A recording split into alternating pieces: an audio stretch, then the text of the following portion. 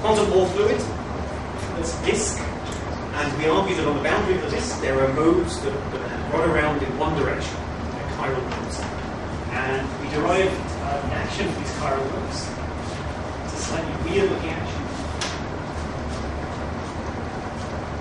The action for these modes.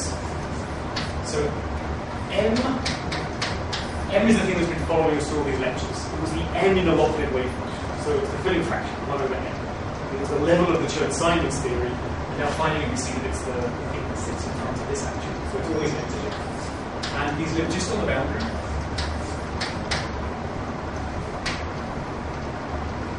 Boundary of this disk. And the action was T5, X5. If we were on a disk, I tend to call this sigma not the periodic coordinate. So it's V sigma 5. So this was a slightly odd action. We argued that this is in fact an action for a chiral mode. Suppose that when it goes one way or the other way. Phi was periodic.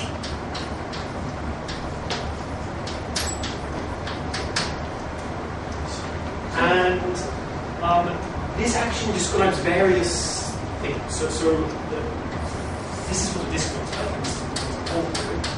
And if you were to just look at small fluctuations of phi, they wouldn't carry any electric charge. Okay, the small fluctuations. And they correspond to sort of show that they're basically area preserving ripples. So if it goes in somewhere, it has to go out somewhere else. And they're ripples that just move around in a chiral fashion at this speed. So they're the fluctuations of phi. So the fact that they are area preserving, that is No, I didn't mention that. I mean, physically it's because this is an incompressible fluid. Mathematically, I'm going to be out of my depth very quickly. Algebra of area preserving things is a W infinity algebra, which is the same thing as a all of these things are tied together somehow in some algebraic world. But I think it's interesting. But then there were the slightly more interesting excitations. So classically, the interesting excitations were where phi winds some number of times as you move around the circle. These were the classical solutions that carry electric charge.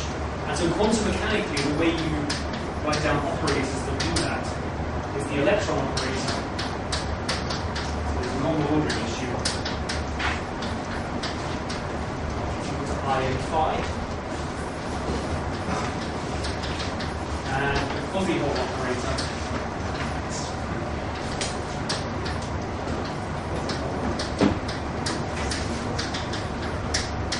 It's just e to the I. So this is kind of the smallest thing you can write down because phi is periodic. So you want to write an operator which is single valued. So this is the fuzzy hole, this is Solaire.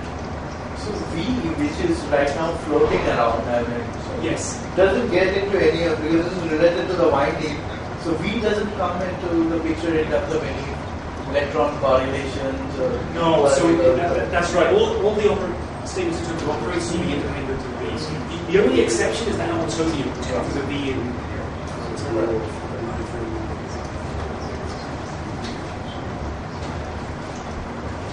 Okay, so what we're going to look at in this lecture is a few more aspects of these quantum. Any questions about this? So I want to do two things. Both of them I think are lovely. One is a really nice experimental prediction, and the other one is a sort of miraculous theoretical statement. So we're going to look at propagators.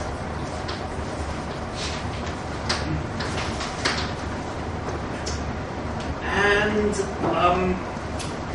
it's going to be a little bit unsatisfactory. You know, ideally what I would do is I would start with this action and I would just derive the propagator from this action. And you can do it, and I did find it somewhere in the literature eventually, and it's remarkable thing. This action. So let me just tell you the result, because the result is very easy to believe. And then I'll tell you sort of how you can think about it without doing all this. So this is fiddly using this thing that I call the Florian-Amy-Jacob action. although you can do it. It's tricky because there's some horrible contour into it. Okay, but the answer is the following. So the answer is phi into x and b and c. By 0, this is the propagator, so as usual, there's some basic time ordering variance. Minus 1 over m log x plus b. Okay, plus constant stuff, which in fact, the log should be something dimensionless, so there should be a UV cutoff that's in there to soak up the dimensions, which again, I'll just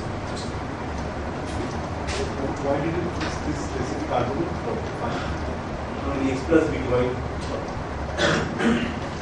because it's chiral, because phi only depends on x plus b2. So it's chiral when it only goes one way. Let me say it differently. That's also a true statement. And now on the right hand side you can see that.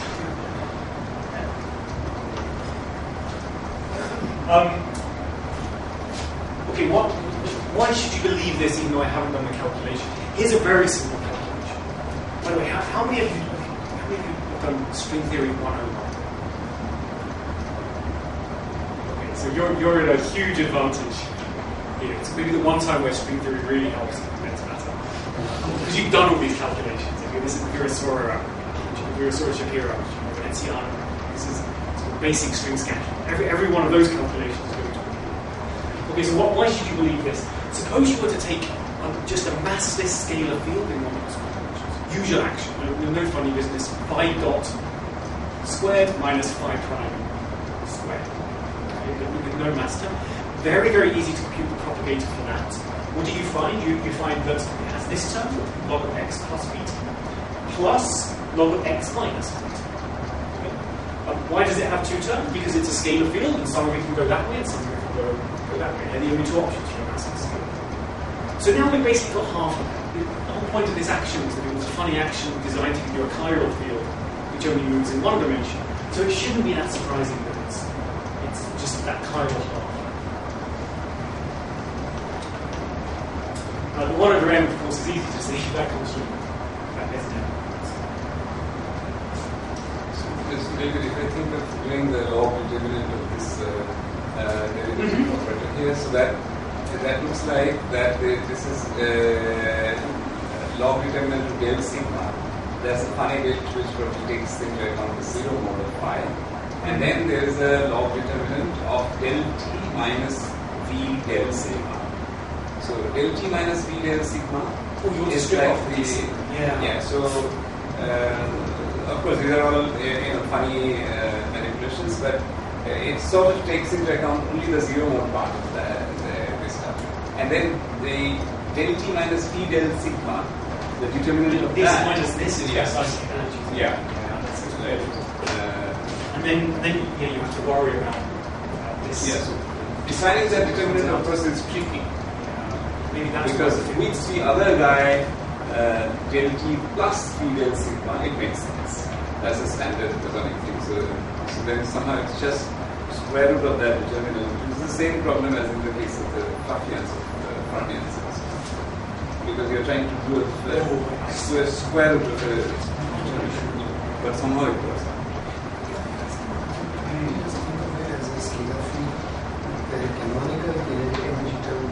Slightly funny metric because it's got a light cone GT sigma and G sigma sigma. So it's metric G is 0, half. Right, and then some lines. And the determinant is fine. It's true. And so then, okay, it's slightly funny. Now, in 2 dimensions, you can always go to conformal gauge. Blah, blah, blah. And then, standard problem. I'm just wondering.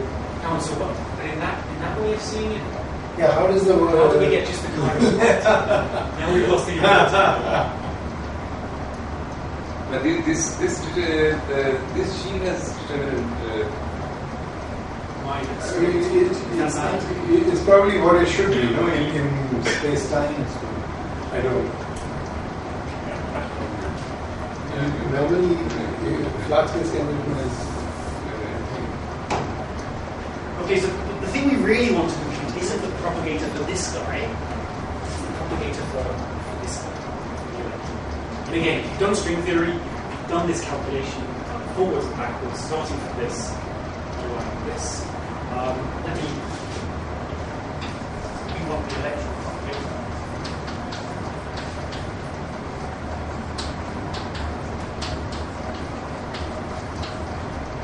Which I'm going to call GF x of t, which is defined to be sin lambda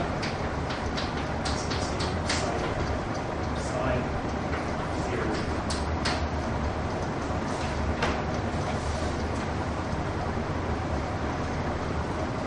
Okay, so how do you do it? One possibility is you open up your string theory notes. You can go about my string theory notes if you like. It's all got there in glorious detail. Alternatively, just go back to first principles. It's Wick's theorem that we're really using here. Wick's theorem, these kind of operators. You can even just go back to think about the harmonic oscillator and convince yourselves of the harmonic oscillator, how this works. If you want a very quick three-line argument using the harmonic oscillator, I'll put that in the quantum field theorem.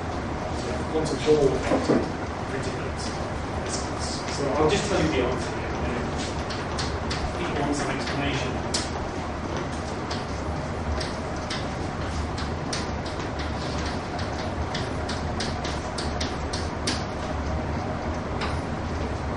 This is what you get by any of those methods.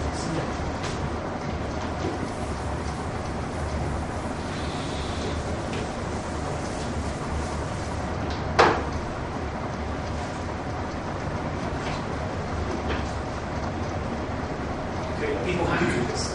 Some clarification. So what does this mean? We've got this. You've got so obviously this is written in terms of the correlator of phi. You've got the correlator of phi above. So the upshot is a very simple but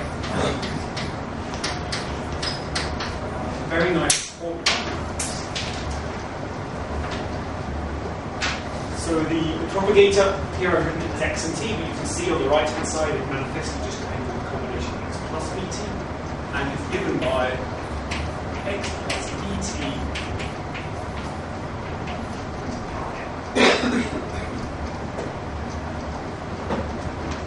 Okay, all good. There's lots of lovely physics buried in this very, very simple.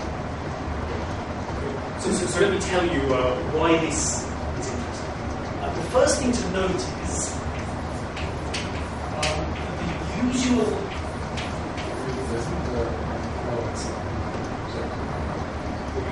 The ends. The ends work, right? There's a minus one.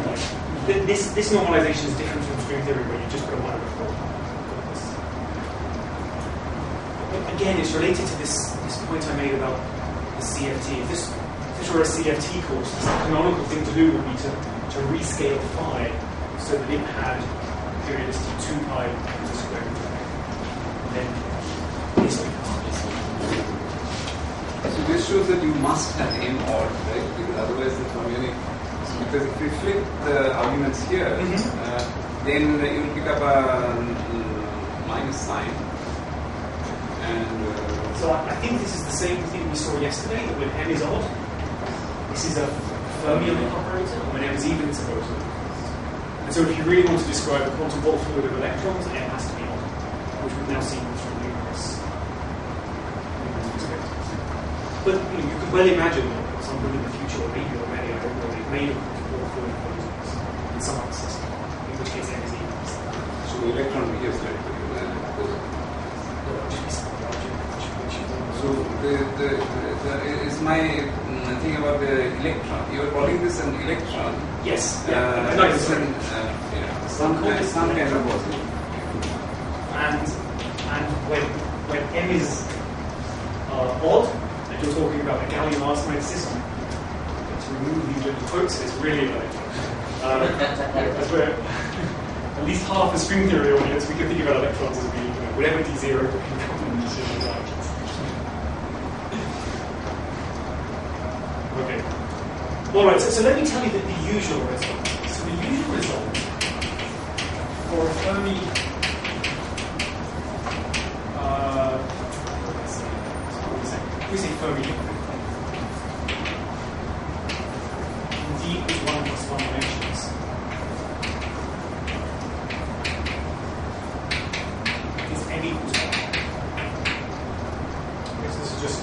statement that I'm telling you.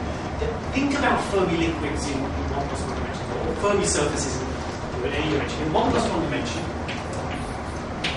this is the energy, this is the momentum. It doesn't matter whether you have relativistic fermions or non-relativistic fermions to begin with. And suppose you've got non-relativistic fermions. You fill up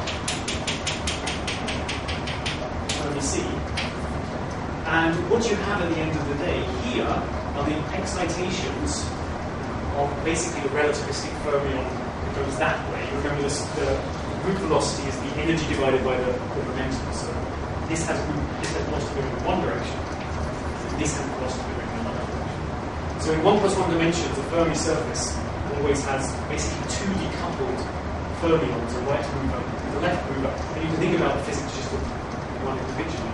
If you do that, you find that it has this propagator with n equals 1. And if you want a little bit of extra convincing that's plausible, n equals 1 is the completely filled lambda. The completely filled lambda level is fine for the major. So it might be what you expect. By the way, this is called a not-yielding.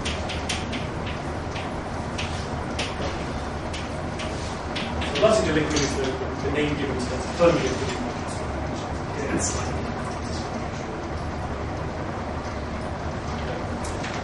Here we've obviously not got the usual Luttinger liquid. So the story, or the theory, with M not equals to 1 is called the chiral Luttinger liquid.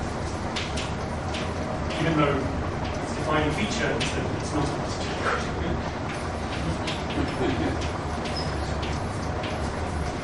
It is not Luttinger for n equals 1 either, right? It's you don't have to do anything. Yeah, in fact, the sensible thing to do would be to call n equals 1 the chiral Luttinger. Yeah, that's what I was thinking. But Xiaogang gave this name and said that the general case of n equals 1 should be the chiral Luttinger liquid to distinguish it from it.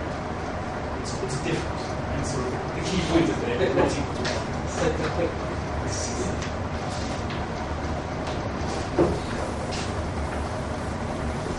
Okay, from now on, everything that we need for the next 15 minutes is going to be dimensional analysis.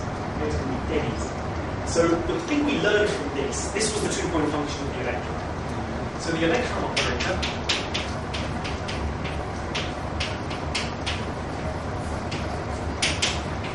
has dimension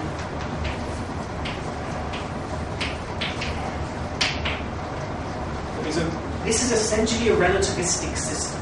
Right?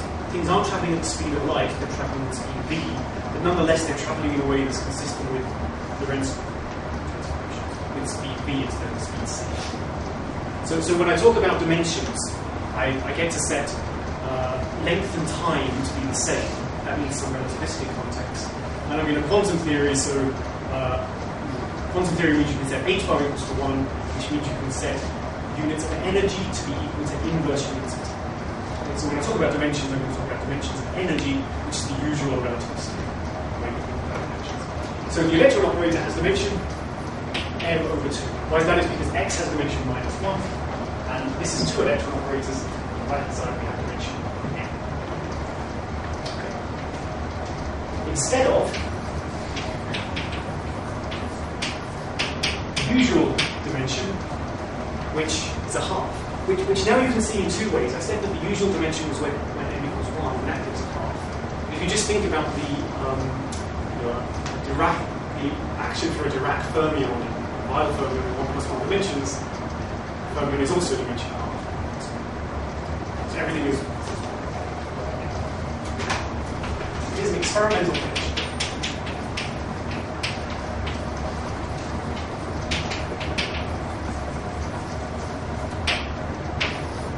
This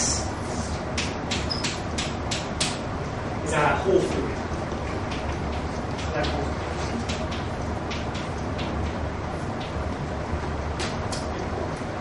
And it's going to look a little bit like a bomb. This is a wire.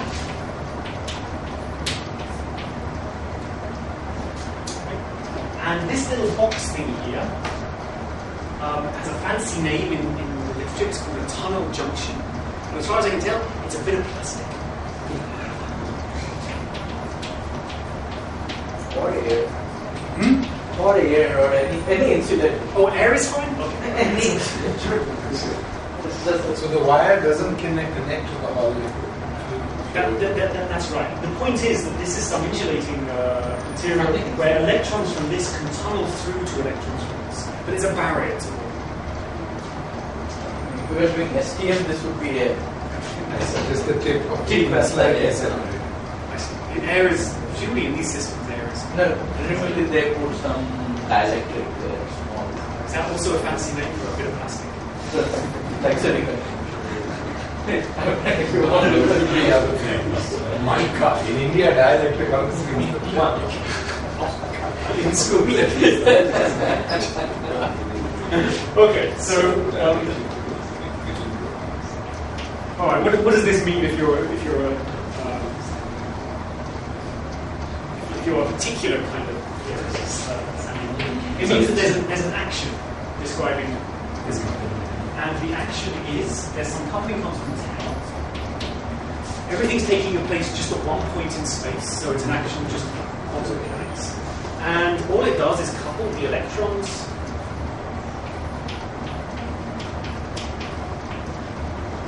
in the Hall state, which now this is evaluated at some particular point 0, which is exactly the point of their contacts, with the electrons in the wire. Okay, so what does this do? It kills an electron in the Hall state and creates an electron in the wire. So it's just a coupling that allows electrons here. This is capital side there, that's the outside. So these are electrons on the edge. This is the electron in the wire.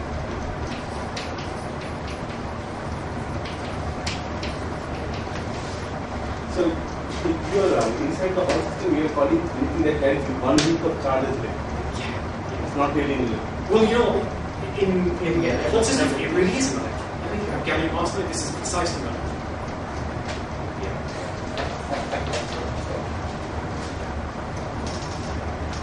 So this tau is the tunneling amplitude. And tau is just a coupling constant.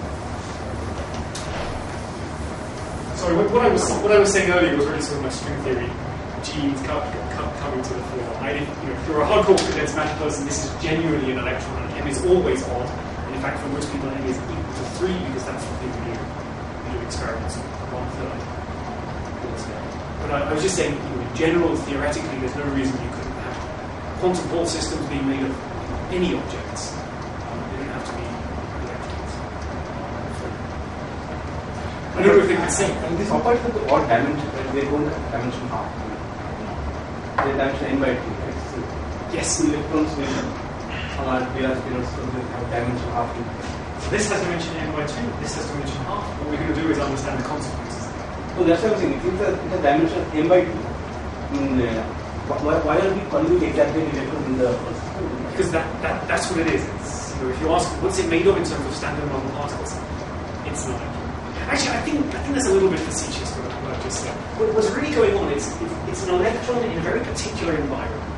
And so it's certainly the object which carries all the quantum numbers of an electron. But it's certainly not an isolated electron. So what's really happening is it's what's become of the electron when you put it in this environment, which involves lots of collective effects from all the other electrons there, which in some sense address this object. So I think I take back what I said. It's not an electron itself. It's a composite object made of lots of complicated things that carries fermionic statistics of an electron and the same charge. So there's nothing to stop it, that object changing here, because the quantum numbers of these two structures. So just to say that it wasn't clear to me either it was the electron, because the way you presented it now so beautifully is that there is an emergent gauge field with the introvert. And this is the edge excitation of that. Yes. And even in a system where we began with electrons, it's not so entirely clear that edge excitation is a quote-unquote standard model electron. by the end. But it's made of electrons. It's made of electrons. It's some collective state made of electrons. I think that's it has the same quantum. Yeah. And you spin, we haven't talked about this. No, that's right. So everything here is in these experimental systems are spin polarized just by seeing the splitting. So all the spins are pointing up, and presumably here spins can be up and down, but it's only the ones that spin up through the tunnel through the source. That would be my guess. All right. So what's the physics of this? The dimension of the electron operator in the Hall state is equal to, and the dimension of the electron operator in the wire is just normal. Even this isn't a standard harmonic. This is a wire, and it's got all these excitations around it. You can be addressed by everything's messy. Okay, but it's more of a conventional. Wire. It's a Fermi liquid, weakly interactive. That's right. It didn't get screwed up quite as much as this guy. Yeah. Okay, so what does this mean? Let's do some dimensional analysis. And what we're going to get to is that the dimension of tau is 1 minus n. Okay, so why is this? The action is dimensionless. This has dimension m over 2. This has dimension 1/2, so the whole thing has dimension 1 plus m over 2. This has dimension minus 1, so this has dimension m minus 1 over 2. Good. And this has to exactly cancel with the negative. So that's the dimension of tau, to ensure that the action is dimensionless. And so let's ask a simple question. What's Ohm's law? Alright, so we all know what Ohm's law is, right? Ohm's law is V equals I. So let's see what happens here. Ohm's law relates the current to the voltage. Okay? The current is number of particles per unit time. So number of particles is dimension, it's only per unit time. And it's 1 over time is dimension.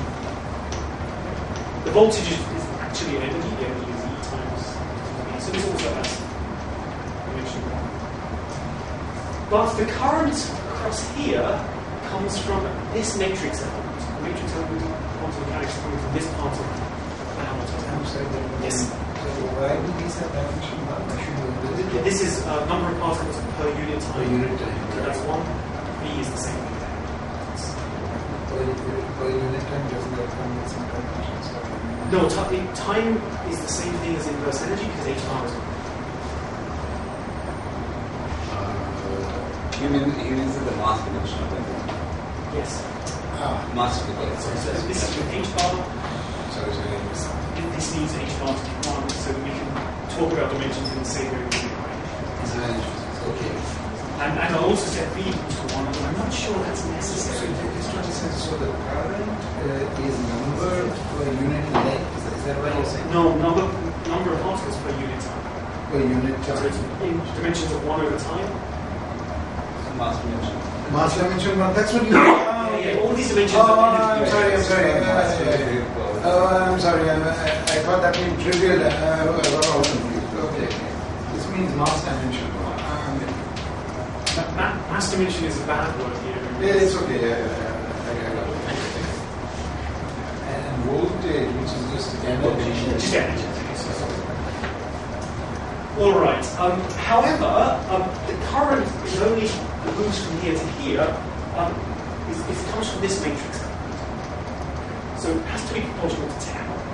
And in fact, if you think about basic undergraduate quantum mechanics, the relevant thing here is Fermi's law. So Fermi's law of rules tells you the transition from one state to another per unit time, and it's basically sort of mod squared. Just propagate. Which means that this current has to go outside. Okay, Fermi's law.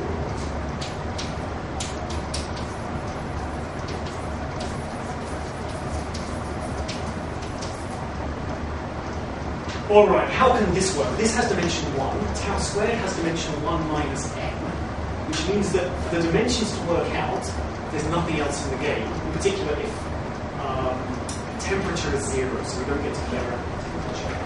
This has to be V.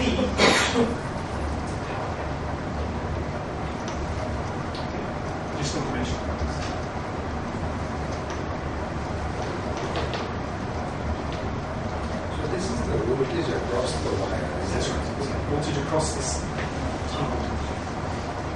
across the tunnel. By the way, there's one thing I should have just said here. This is the dimension of tau, so this is a relevant operator, which I'll use slightly bad. I'll say that tau itself is irrelevant when n. That means that we can trust this. We can do this kind of interpretive analysis if we're at low energies. Where low energies now means the sequence. So it's a trustworthy calculation if you're at very small temperature, zero really. Okay, so it's a striking result because it disagrees with what we know about in all other materials. What we learned about in class. V is not equal to IR. V is equal to I to the power 1 in this system.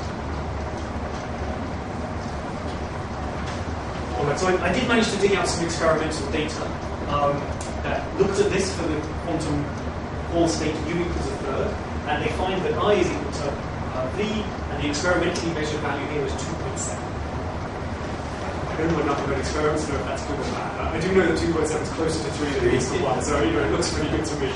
But, what the error bars were, why it's 2.7 or 3, but it's clear that in these systems, Ohm's law is violated. You get V2.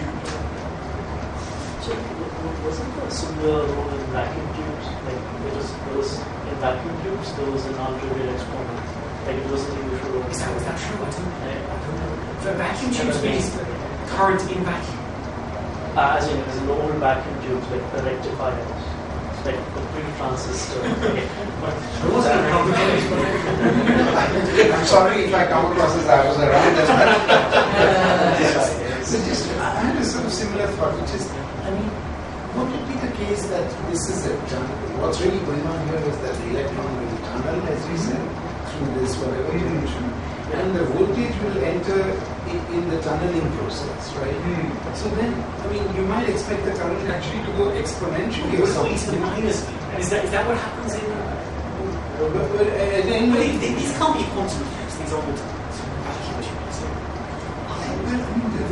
I don't know, but I mean, I didn't mean the vacuum so much, but I just mean in this case, the fact that it's power itself isn't entirely clear to me. I mean, why? You're thinking like this. Think of quantum tunneling. You're not going across the barrier that it will be an exponential. But the quantum tunneling, if you have a potential maybe I'm thinking of a barrier, but it's actually not a barrier. Maybe it's the tau is the thing that would be your e to the minus. Yeah. So you wouldn't tau be dependent on the voltage. That's what I mean. So why does the voltage affect the current? This is the voltage across the junction. Across the junction, you need states on this tunnel. So usually, if you just have two metals separated by this, you basically talk about that there's one Fermi energy. Since you have kept this at a higher voltage, the Fermi energy is higher, and then the electrons can tunnel because they need available states to tunnel. And hence it depends on, let's say, the voltage difference that I keep between these two states. So the insulator only gives you a matrix element. It doesn't tell you how the voltage. So the barrier of the insulator is not the V. Is not the V. No. The V is just how much I'm changing levels here and there. It's not as if you change the level, but you still have just a few states above the Fermi surface you can go to. Some of the number of states available scales with you. In this case. In the usual case, it would be V because then you're right, then the Fermi level is only changed by order V, assuming V is small. And the number of states that you could have gotten is some density of states times whatever delta V. Yeah. And that would have given you something like a Ohm's law essentially. But you're saying the quantum fluid, a sort of Hall fluid, there the number of available states changes more. I mean, this V is presumably being, in a sense, is changing the number of states of the quantum. One way I think it's changing the density of states. Available states, that's what I think. So say available states is because you're changing the Fermi level. Yes. So you're changing whether things are occupied or unoccupied. And when things want to tunnel, the things, the fermions, the things there has to be unoccupied. But it's not changing the density of states. It's based Not- on but G at EF. That's why I and said then multiplied into by- times V. Yeah, That's what I said. It's not density of states. Change the number of states, but not density. Number of states, but not density. And on the left hand side, How can you change the integration? just because you have more states. So Two Fermi So I see surfaces one of here. them is higher. one of them is higher. So it can go all the way up. Yeah. See, actually both is happening, and it's basically your usual Boltzmann-like thing But that now it's going out, right, to the wire region, right? So doesn't that care about how the total number of states in the wire as you change V? But that's just some G number of states. Is whatever the density is of the Fermi surface. And that acts times V. So that can't give us. that would be not V to the power. So That's the usual Ohm's law that I was telling you where the V comes in. You want a more complicated argument to see. I think it has to do with. wondering. I think it has to do with. I thought it was the quantum tunneling, but you said that's not affected. No, not for V to the power n. But if you think of the quantum fluid, your actual excitations are like quasi-particles and quasi-holes. The electrons are not good excitations. So outside in the wire, the electrons are good excitation. Electron wants to tunnel in, it has to somehow, basically you're giving 3 quasi-holes or something like that. I think that's where the factor of 3 comes in. Well, one way of saying this is Fermi surface picture that you really have in your mind. That is wrong for the only true quantum. for non-interactive electrons. These are certainly not non-interactive electrons. They're huge enormous picture. So that heuristic picture, even thinking about density of states, is a non-interactive three-particle. One way to think is probably that you have quasi-particles or quasi-holes in the quantum fluid. But when they have to get into the wire, 3 of them have to combine and then form the electron and then you get into the wire. Because in the wire, quasi-particles and quasi-holes have not been. I think that's where the 3 comes from. That's not interesting.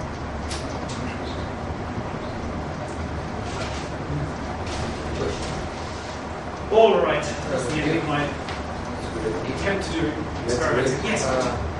I don't understand why should tau itself not depend on V. I would guess that the transition amplitude change would be different if the potential, the separation is different between the wire and the all state. So I think the picture we've come to is that there's a barrier from moving to here, Yes. where tunneling across this barrier can be exponentially small, just by usual instant tunneling. But that exponential suppression is buried inside the thing like 10. Okay. Now, what's V doing? V is just is changing the height of the states here and giving you states to tunnel into. If V was 0, there'd be no reason for a particle to tunnel from here to here because there's no energetic gain. So V is just sort of encouraging the particles to tunnel. Small question. You're saying that the current is like the transition from initial state to the final state, right? You are using Fermi's golden rule. Yeah. That means that's proportional to tau square. Yes. I guess we're confused a little bit like why the V should, if you just use Fermi's golden rule, except that you have to match the dimension. Something like that. There is a density of states summation in Fermi's golden rule for gating. It's a fermion. It has to get something. The Fermi, there will be a current from this side to that side in general, and that side to this side. This will be proportional to whatever Fermi function times 1 minus Fermi function, and that would be the Fermi function on the other side times 1 minus Fermi function, and you will take the difference to get the net current. That's where the V and the dependence on V would come in. I'm just talking normal metal. Normal metals. In this case, you have a Fermi function on one side, not on the other. Not on The whole side is very complicated.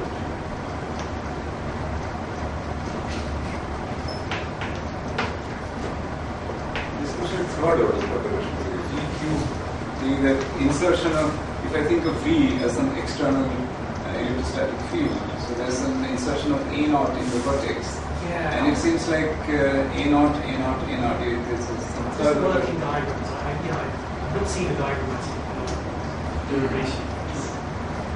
I should say that this is the zero order thing you can say. There was a huge theory worked out by Kane, Fisher, maybe Hutchinson. Yeah, certainly Kane and Fisher. Which of the famous Fisher? This is Mac. This is Charles Kane, pre-college Hutchinson.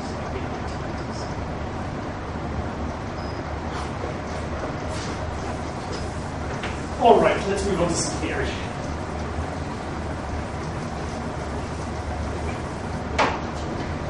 So, last thing I'm going to tell you about these lectures is what's called the bulk boundary correspondence.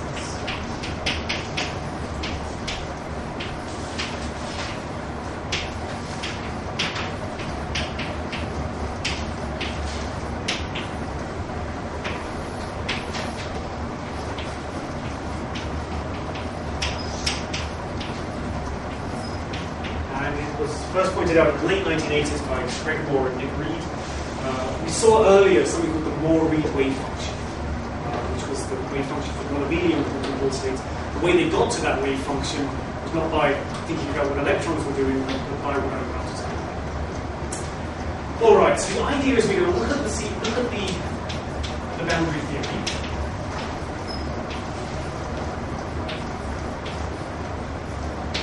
But we'll learn not in Lorentzian signature, because we happen to, but we'll wig rotate to Euclidean signature. So in Euclidean space.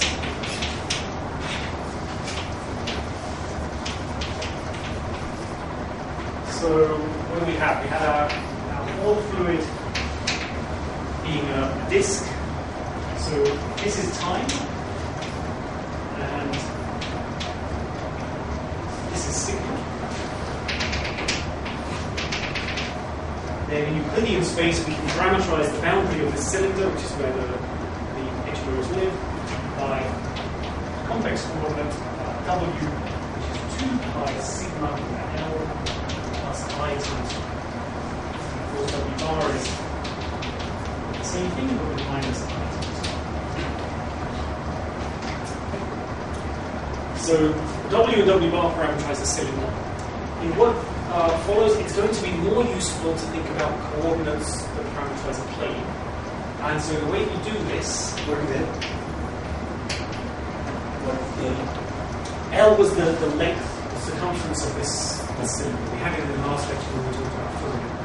So the sigma, which is 0. And so we're going to map to the plane. And the way you map to the plane, so here the real part only takes values between 0 and 2 pi, so you can just write the exponential of W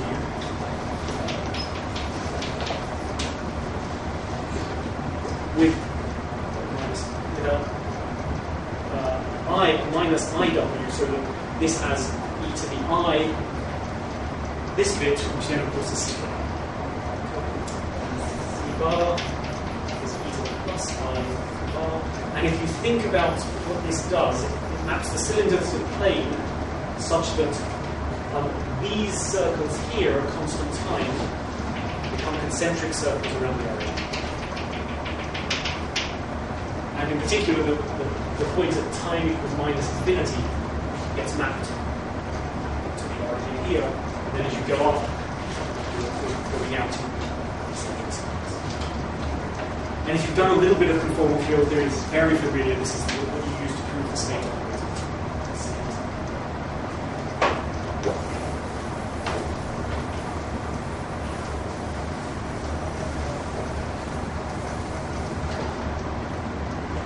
All right. Then the propagator is just what it was before. Now it's a log of z minus w. The fact that everything was chiral, was left moving in the CFT, translates to the fact that everything is holomorphic in Z and W when you write down correlation functions. So we're going to look at correlation functions. Do you want to detail this?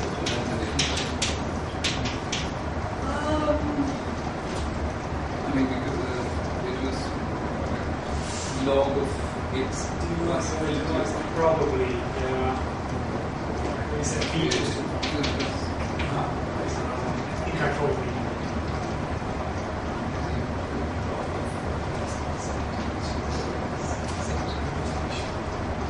So the correlation functions we're going to look at, again, are the type that we're always looking at in string theory.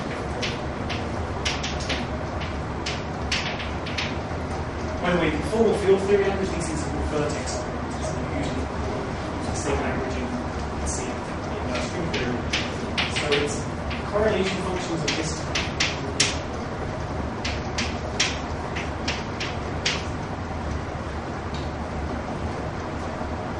You guys okay? Let me see. You sure? And this kind of correlation function follows from exactly the same kind of procedure that I used when using the two-point function for the electron data. And the general expression is exponential of minus the sum I less than j, mi and j, y, z I, y at zj.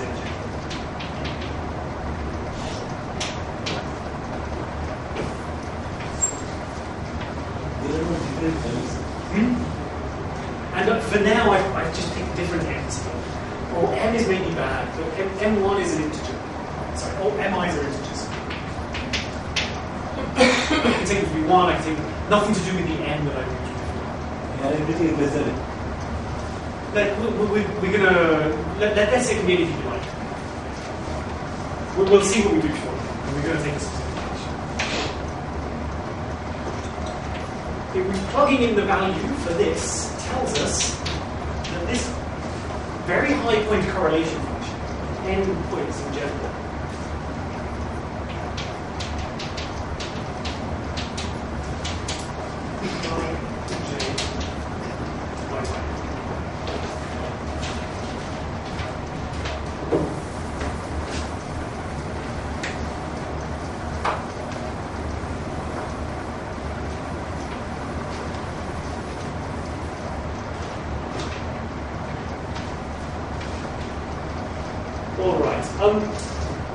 just to point out where we go, this starts to look very similar to the Lofgren wave function. In particular, I get my minus. Minus should go away. Minus goes away, sorry. Yeah, there's a minus there that comes from the i's, and there's a minus there, so the minus goes away. In particular, if I take all these m1 through mn to be equal to m, then I get an m squared over m, and this really starts to look like the Lofgren wave function. There's a problem here, however, which is that this formula is incorrect. So there's a subtlety.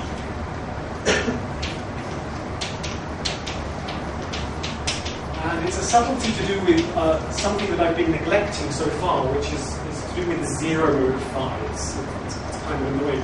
But let me just convince you very quickly this formula is incorrect. The original theory, which you can see in the action or anywhere, is invariant under phi goes to phi plus a constant. If phi was a periodic field, but it didn't matter what value it took. But this correlator here, if phi goes to phi plus a constant, picks up a phase which is e to the I, the sum of all the m's times that constant. So if the theory is going to be invariant, this thing on the left-hand side has to vanish unless the sum of all those m's is 0. Because it wouldn't be invariant under that side. So the theory is invariant under phi goes to phi plus a constant, which means that the correlation function vanishes. Let me say should vanish.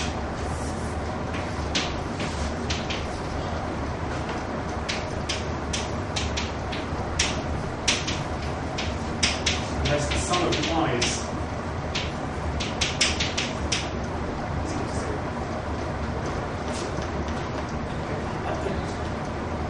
Again, if you've taken a course in string theory, this is something that's very familiar.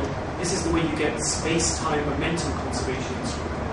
All the m's here in string theory are the momentum of the string vertex operators. All correlation functions should have a delta power 26 of some space-time momentum. That's basic analysis. So I'm not going to. This should convince you it must be true. To derive it takes a little bit of care. Again, if you want to see how to do it, it's done in some detail in the string theory lectures, many other string theory lectures. So the trick is, we're going to look at the following correlation. G, Zi, Zi. So we're going to put in a whole bunch of electron operators, where each electron operator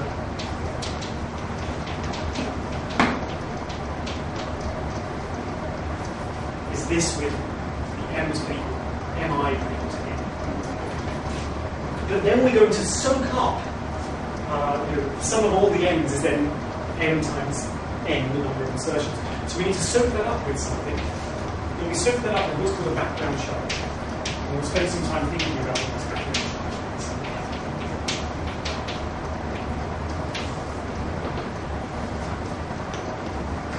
So this is called background charge.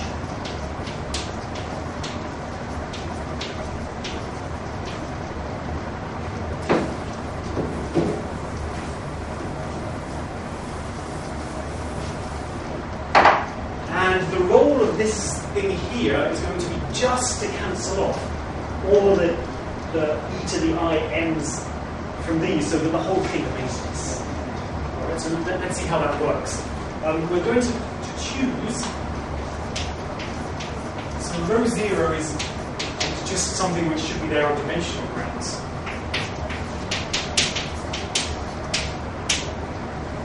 And we're going to pick it to be this. It's going to be a choice that makes things work out nicely. If you want some justification, go back about 20 hours in these lectures where we were talking about the plasma analogy in the Lockwood wave function. The density of plasma in the plasma analogy is equal to this. Alright, so now we require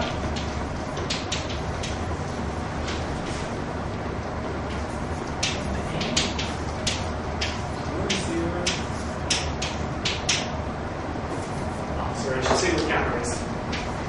So gamma is going to be a disk of radius r, where all the points Zi lie within this disk.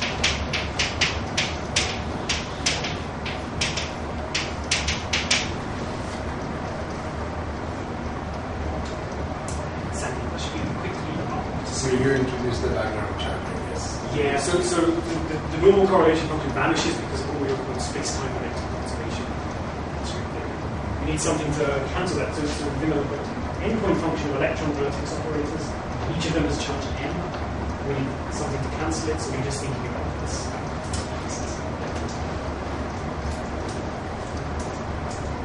Okay, so it's a finite region, gamma. We're going to integrate it. It's a disk of radius r, such that all the insertion points lie inside the disk. And this charge neutrality statement, the sum of the masses is 0, turns into the statement that the n ends, which are the charges you get from these n insertions, precisely equal to the charge you get here. And the charge you get here is pi r squared rho 0, which is the area of the disk times that charge. So it's a little bit odd. We haven't cancelled it with a single object which is minus mn. We cancel it with this sort of continuous smeared charge to cancel the m's that are here, individual versions. Gamma is the full region here. Yeah, gamma is by definition this disk. So you just added the 0, basically. I mean, this is the contribution just to the 0 mode. That's right, yeah. think that's true. It's certainly the zero mode that gives you this constraint. And so the rest of the correlator will change. No, the correlator will change. How will it change? We'll see. So this tells us that the radius r is square root of 2fn b. For what it's worth, if you go back to the Lofting wave function, finite number of particles, capital N, the Lofting wave function has a size. The size of that Lofting wave function is precisely this r. So maybe here the size, the disk is determined by how much these insertions are spread out. So I mean it's a little bit arbitrary in the sense that I could take a disk which is just about encloses everybody, or it goes a little bit further up and yeah, well, there's actually going to be some terms we drop that are order zi over r. So it's best to have r much bigger than all the insertions. R is not the total volume multiplied by Well, so far there's no whole through, right? We've just got some operators that we're inserting that have some points, and there's a row 0 which I've chosen arbitrarily to be this, but it turns out to be the sensible choice. And then r is then fixed. But I'm going to add the extra constraint that the correlation functions I look at, all the z's are within this r. And what's more, they're well within this r. I don't really want to go too much.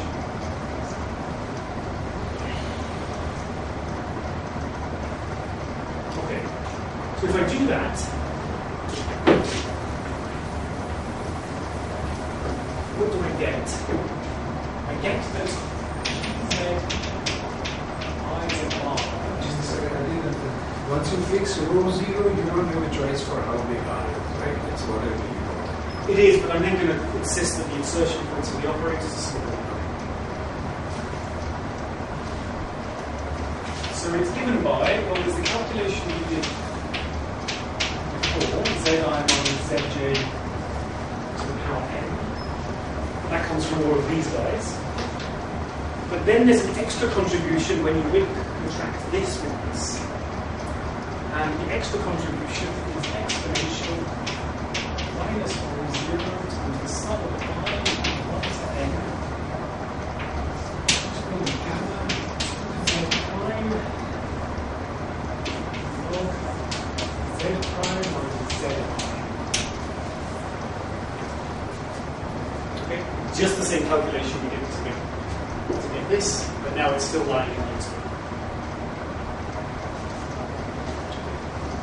So we have this integral here too. And this integral here is a little bit subtle because z is complex.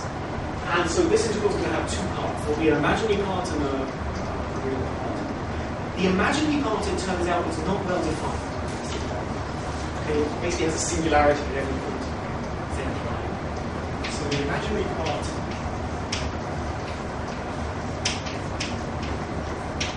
not defined. But it sits in an exponential, so we're just going to say that the imaginary part gives rise to some overall phase of this correlation function. It turns out you can actually get rid of this imaginary part by doing a very, very singular gauge transformation. You can set it to 0, but we're just going to go to ignore it. So we'll give the phase, so we just ignore it. Just give the phase. Meanwhile, the real part is something we can do. And to do it, what we end up with minus J and ZR ZJ M e to the minus the square of I squared by 4.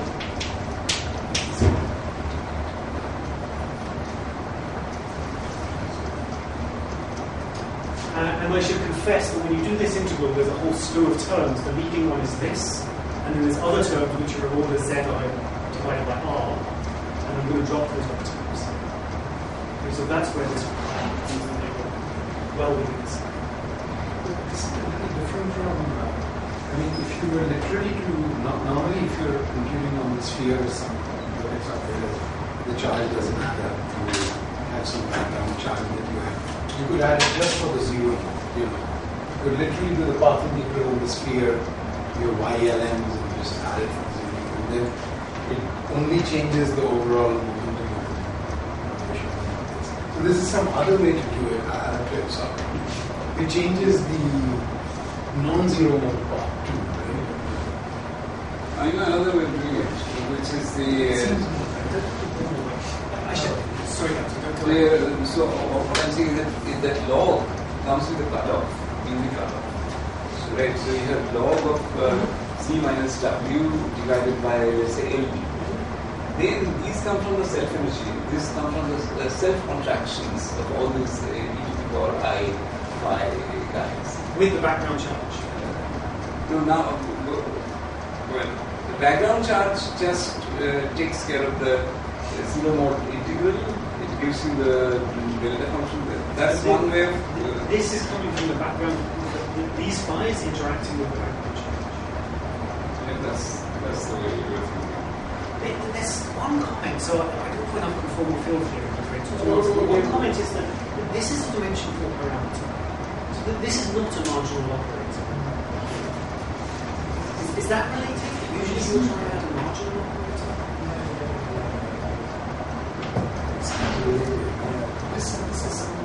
I've put in a specific choice of background dimensional parameter, which is a peer.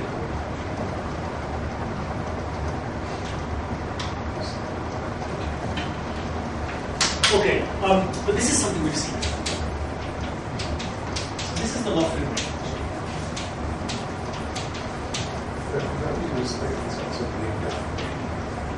Which bit? Would we have taken the rho naught to the end?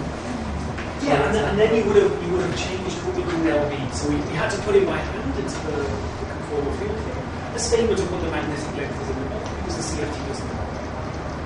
Otherwise, I don't think it's right. Okay, so what just happened here? What we found was that the correlation functions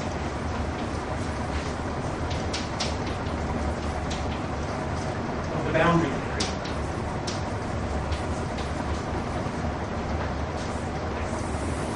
equal wave function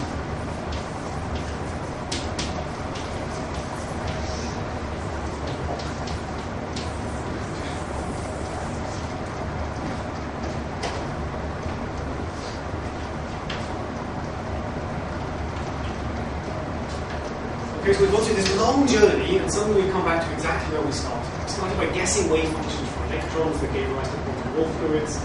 We then tried to think of effective theories that captured the same physics. We then look at the boundary, and then we see that actually the boundary knows about the wave function we started with. Knows about what's happening. Let me say a few words about this. Firstly, I think this is magical. I don't really have a good intuition for why this is working. But let me just say a few words, and then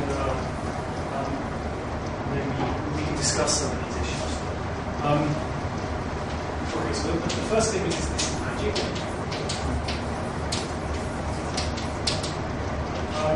The next statement is that here we derive the Lofton wave function, but we know that there are lots of other wave functions that were interesting. For example, we might think about quasi-holes. We wrote down Lofton wave functions for quasi-holes. Exactly the same thing works. Compute the correlation function with a whole bunch of electron operators, and then as many quasi-hole operators as you like, and then the appropriate background charge. What you find is the analog of the Lofton wave function, but with those extra pieces which would give rise to the quasi-hole. So if you compute, let me write it down. So compute psi quasi-hole in the correlation function.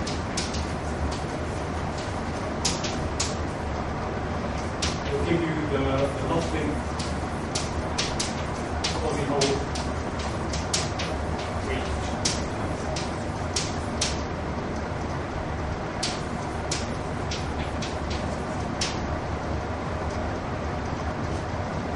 by the way, if you remember, the quasi-Hall wave functions were easy to write down.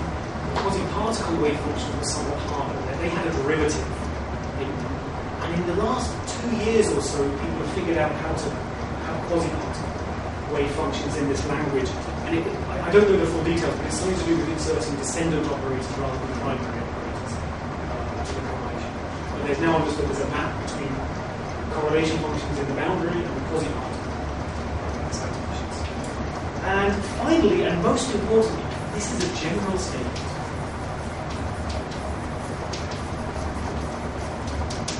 Meaning this is a general statement. That the correlation function in CFT is equal to all wave function.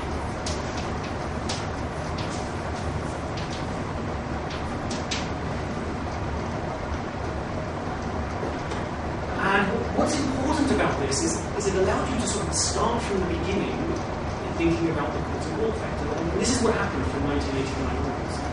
Before then, people were very much trying to think wave functions that will describe interesting quantum Hall, starting with Locke. There's a whole slew of things, many of which I didn't. But from this paper onwards, from Laura and Reed, you have a much more sophisticated technology. Now don't start to think about wave functions and how electrons are entangled. Think about CFT. So the starting point from thinking about what's the quantum Hall state should be what's the theory that was on the edge. Because once you write down the theory that was on the edge, just figure out what the electron operator is, compute the correlation function, and there's your wave function. So from 1990 onwards, I think all the interesting wave functions have been derived this way. People guessing a CFT and computing correlation functions and seeing what there are. So for example, this more Reed paper was so important, partly because of this, and partly because they gave the simplest next example, which is just the Ising problem. So you want to guess a CFT, the Ising problem in 2 dimensions, to be the simplest thing you could imagine. Write down correlation functions for the Ising problem. What do you get?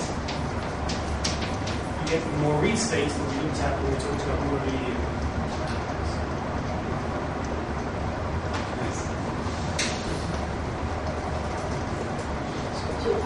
Using this method, can you improve on the wave function? Can you go to some directions? In fact, this is one of my puzzles. Is that, as I was saying before, my previous statement was there's nothing special about the wave function. It's a wave function which, one, is easy to write down, and two, most importantly, happens to be in the same universality class as the real wave function for electrons with Coulomb interactions. But this calculation here says that that can't quite be right. There is something special about the wave function. Because it's the wave function that comes when you put in correlation function for primary operators.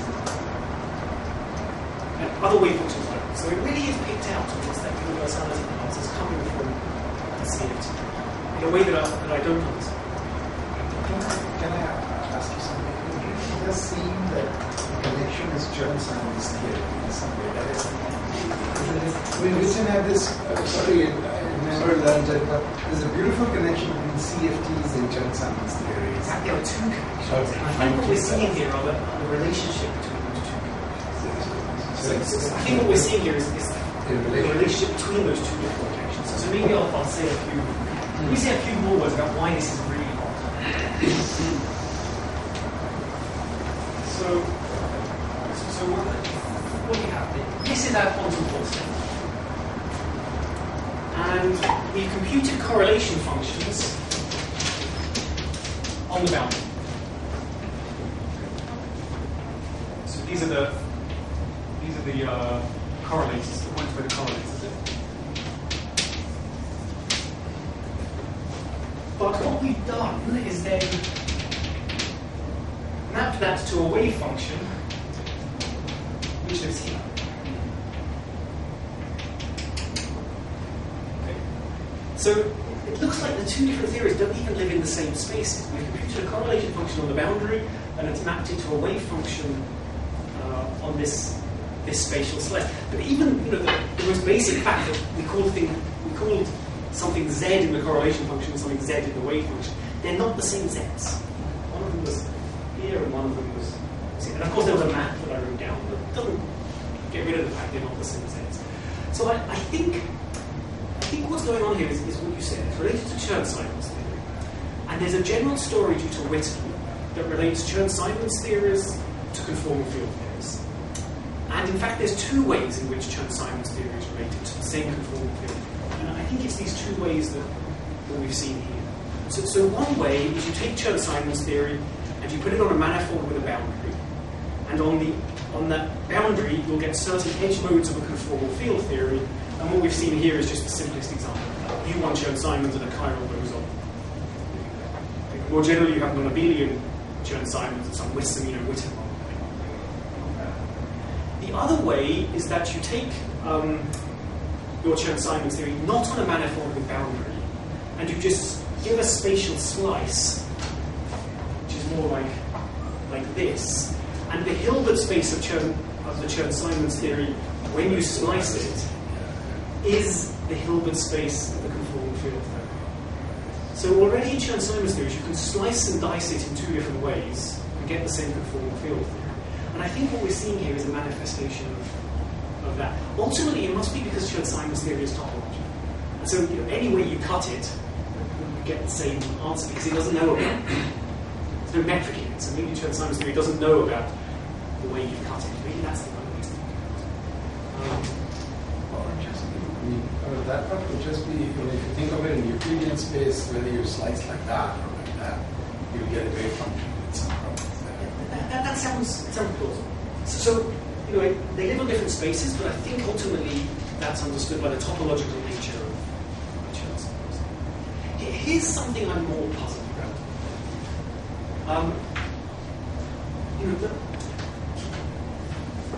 See if I can explain it. I should say my puzzle might just be me thinking incorrectly, because no one in the literature ever commented this is a weird thing. I've not read that anywhere. Everybody just states this and then nothing more. Here's my puzzle. How to say it? There's a ground state here.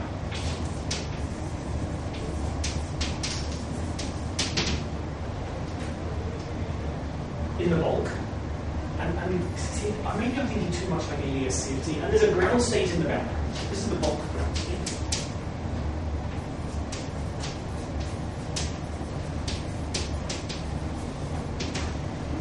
And naively, I would imagine that that they're the same, and that when I excite something in the bulk, I correspondingly excite something on the boundary. And we sort of saw that yesterday. The bulk is incompressible. If I shove an electron or a quasi-Hall in there, it sort of expands a little bit, and the boundary knows about it just for very, very simple reasons. So I'm kind of willing to believe that there's a map between excitations in the bulk and excitations in the boundary. The thing that's slightly odd is that I computed a very large endpoint correlation function in the boundary CFT. That smells to me like it should be telling me about some highly excited state in the bulk. That would be what it does in alias CFT. And somehow it's not. It's telling me exactly what the ground state wave function is. Nothing about excited states. So I'm a bit puzzled about what. So your insertions are at future times, future and past times.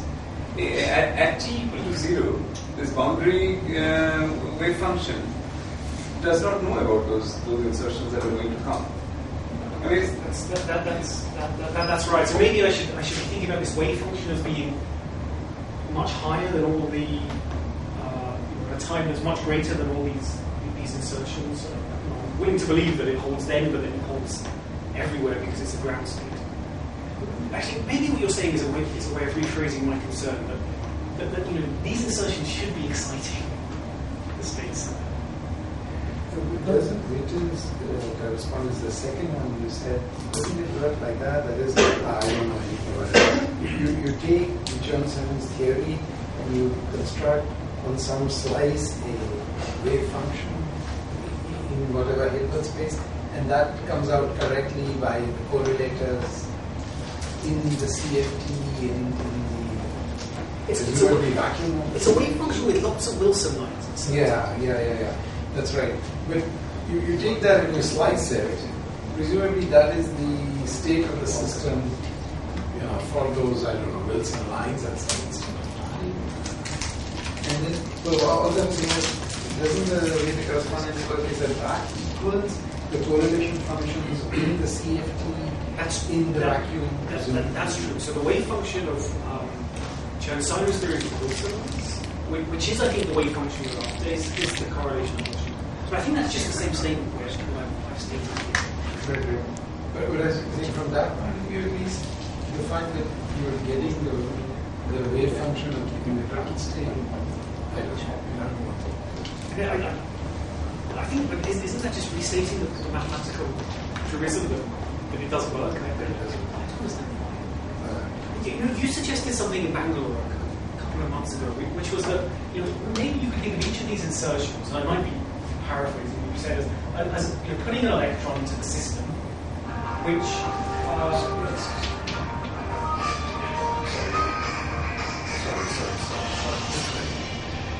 I'll just be back in a second. So maybe you could think about putting an electron in the system which goes into the bulk, and then at some later time straight down. Gets absorbed, but the absorbing can happen anywhere because of the background charge. Okay, so each of these is kind of putting electrons in, which go into the bulk and then come out again. But somehow the bulk already has a ground state of Wilson lines. The bulk is described already somehow by the Loveland wave function. These are extra things on top of the Loveland wave function, and they just sit in the same state. So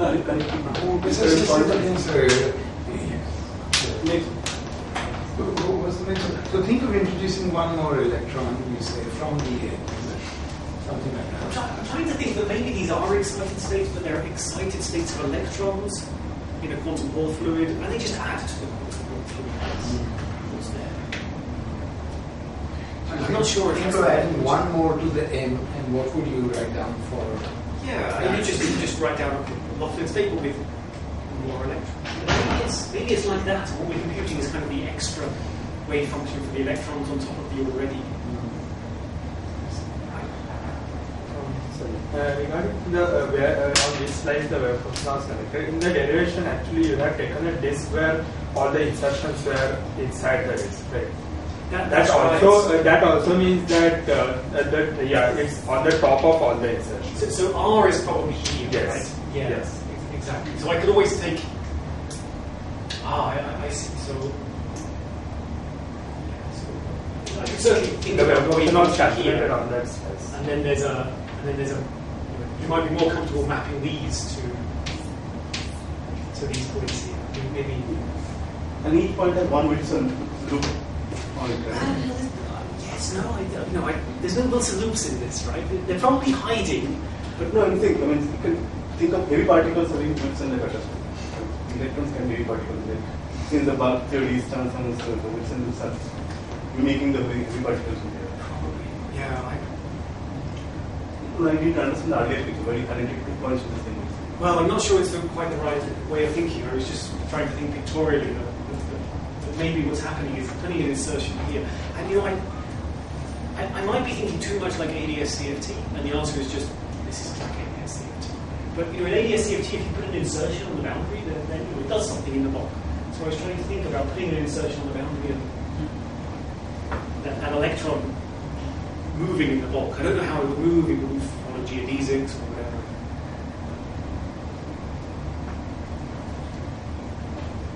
So I find it a little mysterious.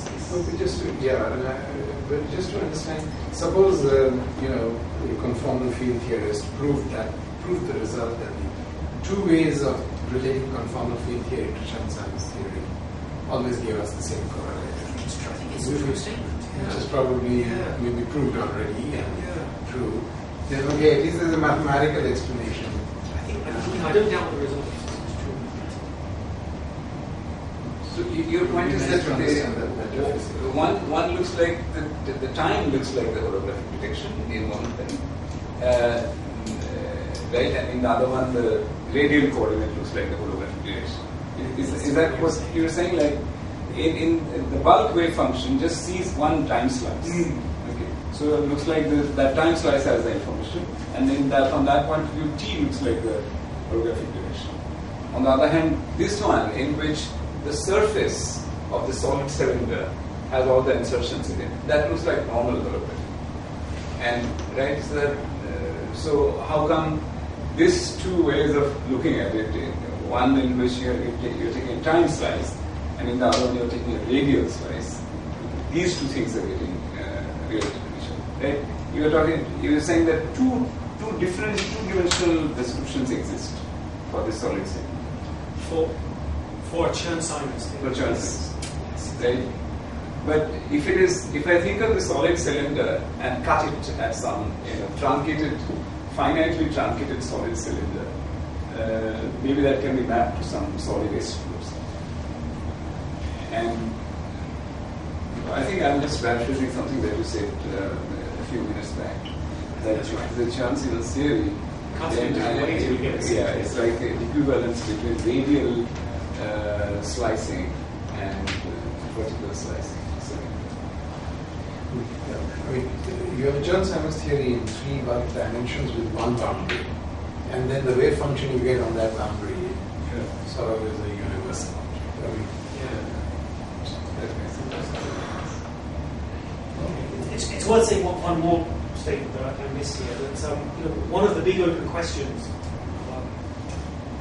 one of the most important questions, I should say, about these quantum Hall states is when you have non-abelian animals, and you can start to shuffle them around and braid them, and you can use these kind of things to build quantum computers. People would love to know more properties of these non-abelian animals. They're very hard to derive from the wave functions, but they're much easier to derive from field theories, where it's all to do with something to do with non-trivial conformal blocks, which you take insertion points around others. Something that's been well studied in the 1980s.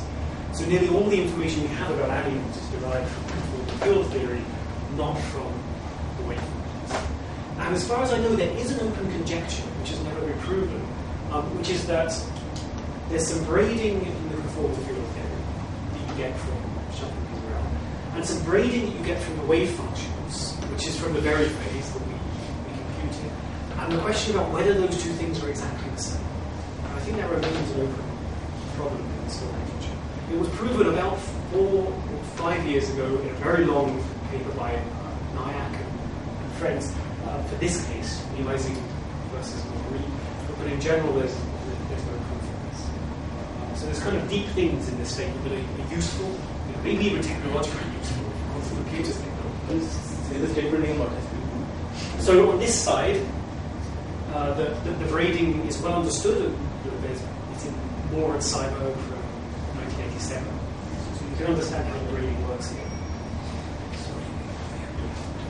And on this side, one should. So before you, we should give David a standing ovation. He's here at the end of the lecture. Do you know I'm finished? Yeah, I take questions on it. You sure? I mean, just because Gautam is going to go. So. All right, guys, come on. Now,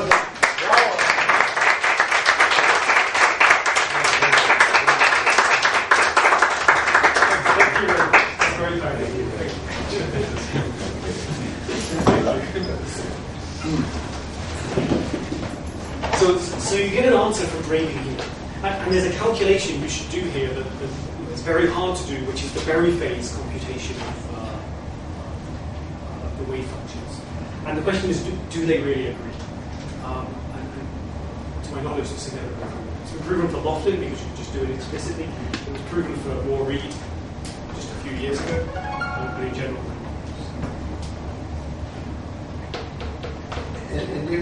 Sorry to ask this question with smells of the landscape, but now, I mean, can't we then just take your favorite CFT?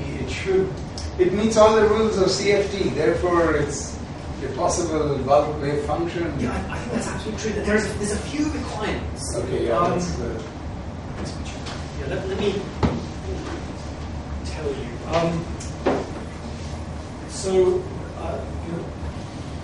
There's some requirements that I don't understand that well about mutual locality of operators. these are the main requirements actually, so I'm embarrassed if I don't know those. But one very simple physical requirement is you have a CFT, and from that there's a bunch of primary operators, and you'll pick one which you believe is the electron operator. Now, this is the electron operator. And maybe you need some background charge. I mean, sometimes you do, sometimes you don't. It depends on what the CFT is. One requirement is that if you want this to describe a quantum Hall state, this should have a unique answer. But it typically doesn't. Usually, there's a very complicated because you have to pick various branch cards, and you have to pick one. And the way this is phrased is that this has some number of conformal blocks on the right-hand side. But for the electron operator, you need something where it has a unique ground state, so there's just a single conformal block on the right-hand side. I think many CFTs, interesting CFTs with non-abelian statistics, the gradient don't have that practice. We were very excited just a few weeks ago when my student Carl was here, because we finally figured out we had these new wave functions that nobody had discovered before. And we figured out they were wave functions for Western-Witten models. And there's one operator in a Western-Witten model which has this property. So we're very excited, and we wrote a paper, we're going to put it on the condensed matter archive, and then we realized this was discovered in 1990 by Shell. So we got scooped by 25 years. But I mean, the field looks wide open. All right, let's do Witten models, but cosets. Good. So and then this and that. There's states of u equals 12 fifths. These are experimentally seen states. Yeah. U equals 13 fifths, which are thought to be given by Reed-Redzeile states. And this is a coset model. It's SU2 at level 3, not U1. And this is the state that's most promising for building topological quantum computers. So, the idea of topological quantum computers is you take your anyons and you shuffle them around like this sweet magician, and that gives some unitary operator, which is your programming. That's your algorithm. And if you look at the theory of these guys in Station Q do, there's something called a set of universal operations from which you could do anything. You just have these operations. And this state satisfies that property. Whereas the more Reed state doesn't. It has what's called Fibonacci intervals.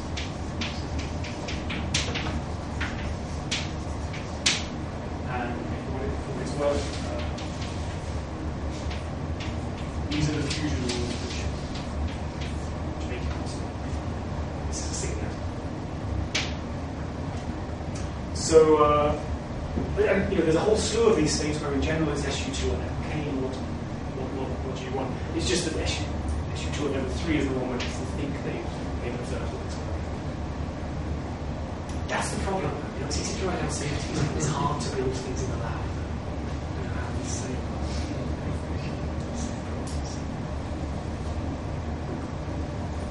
I don't know if there's other, are there other quantum Hall systems where you could hope to not build them out of electrons, but build them out of something else, and maybe hope to have designer quantum Hall systems? Quantum Hall systems out of something else? Yeah, in principle, when you can do what is called this gauge fields in cold atoms, where again the matter field interaction looks pretty much like this. Again, the issue is that those are not quite, they don't have a mu term of their own, the field, but as long as you're only looking about the atoms interacting with those, so it's like a fixed gauge potential, what you call that. But in terms of the atoms interacting with them, they look like things in a magnetic field. And then there are possibilities that you can probably make things out of it. Something else I read is, the Lorentz force law for magnetism looks very much like the Coriolis force. Yeah, so B cross. So take a cold atom and just make it spin.